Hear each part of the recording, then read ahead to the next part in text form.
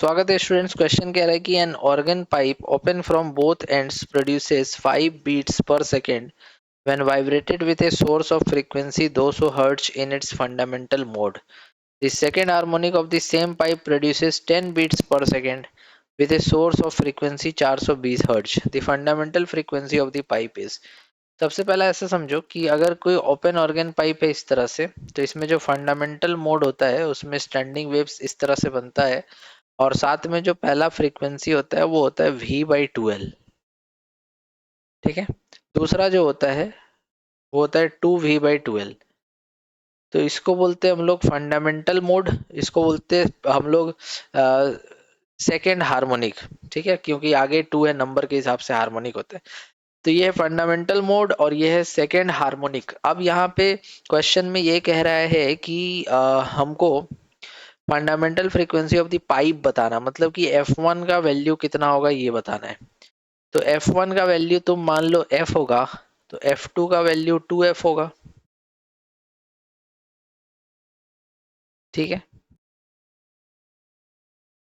साथ में जो यहाँ पर बीट्स बन रहा है वो किसके साथ बन रहा है? सोर्स ऑफ फ्रीक्वेंसी 200, 5 बीट्स बन रहा है।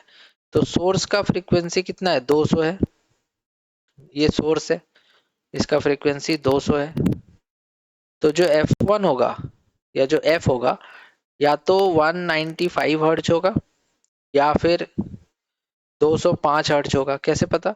क्योंकि डिफरेंस 5 हर्ट्ज होगा तभी तो 5 बिट्स पर सेकंड बनेगा। तो 200 तो हमको पता है कि ये फिक्स है, ये हम जानते हैं कि सोर्स का फ्रीक्वेंसी इतना है। तो जो यहाँ पर इस ओपन ऑर्गन पाइप में जो वेव बन रहा है उसका फ्रीक्वेंसी एफ या तो 205 होगा या 195 होगा। इन दोनों में से कोई वैल्यू होगा। अब ये दोनों में से कौन होगा ये हमको कंफर्म अभी नहीं है। ठीक है। तो अगर हम यहाँ पर दूसरे कंडीशन में चलते हैं तो second harmonic of the same pipe produces 10 beats per second with 420। अब अगला कंडीशन ये कह रहा है कि अगर हमारे पास एक सोर्स है जिसका फ्रीक्वेंसी है 420 हर्ट्ज, तो सेकेंड वाला मतलब कि जो 2F है वो इसके साथ 10 बीट्स बनाता है। मतलब कि 2F का वैल्यू या तो 410 होना चाहिए या फिर 2F का वैल्यू 430 होना चाहिए। ठीक है। तो अगर हम 195 लेते हैं तो 2F कभी भी 410 या 430 होगा नहीं, मतलब ये गलत है। अगर हम 205 लेके आगे बढ़ते हैं तो इसका 2F करने पे ये 410 हो जाएगा। दैट मीन्स कि मेरा आंसर होगा यहाँ पर 205 हर्ट्ज।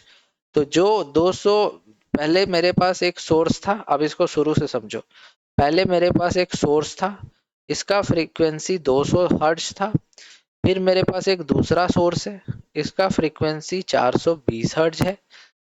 तो 200 हर्ट्ज वाला के साथ 205 हर्ट्ज वाला जो पाइप में वेव बनेगा वो 5 बीट्स पर सेकंड बन जाएगा, और इसी का डबल अगर करेंगे तो 410 होगा।